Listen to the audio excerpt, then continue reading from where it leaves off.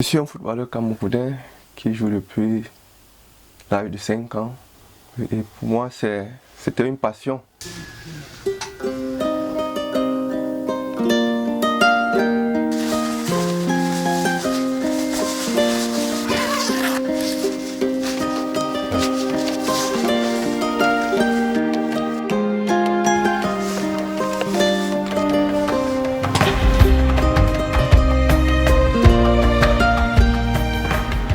Je commence pratiquement à 4 heures, je me lève et puis j'ai mes séances individuelles de cardio que je fais le matin.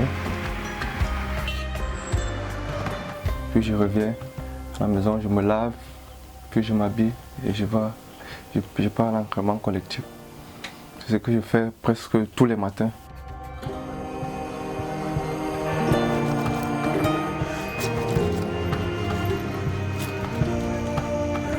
Actuellement, si je vis chez mon pote, il lui demandé de l'aide parce que là où je vis pour aller aux entraînements, la distance est tellement longue. Vu les moyens que j'ai à ma disposition, ça ne me permet pas de quitter d'où je vis pour me rendre aux entraînements.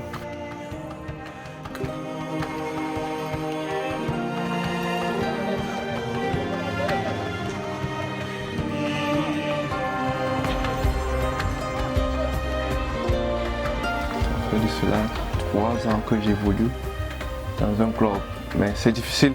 Moi je gagne 50 000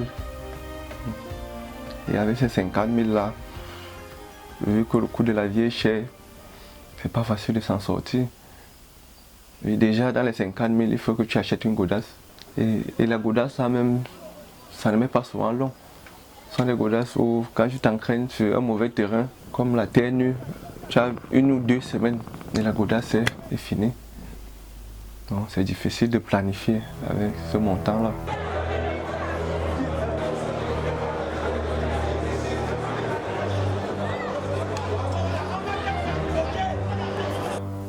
Nous avons des clubs qui ne donnent pas de salaire à temps.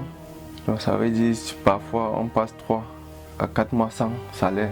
Et ce qui ne permet pas de planifier ta vie au quotidien. Tu es obligé de jongler. Parfois tu appelles un des proches ou un ami ou un oncle pour te venir en aide.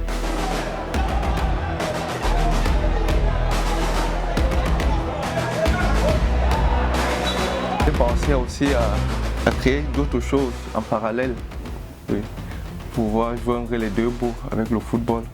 Mais jusqu'ici, je n'ai pas encore trouvé. Et puis ce qui me pousse à aller de l'avant, à continuer de travailler, c'est ces jeunes, c'est ces grands frères qui nous font rêver. On a vu ce qu'ils ont fait dans des clubs et comment ils ont commencé. On a presque les mêmes parcours. Quand je vois souvent leurs vidéos et puis je me dis, je peux. Rien n'est impossible.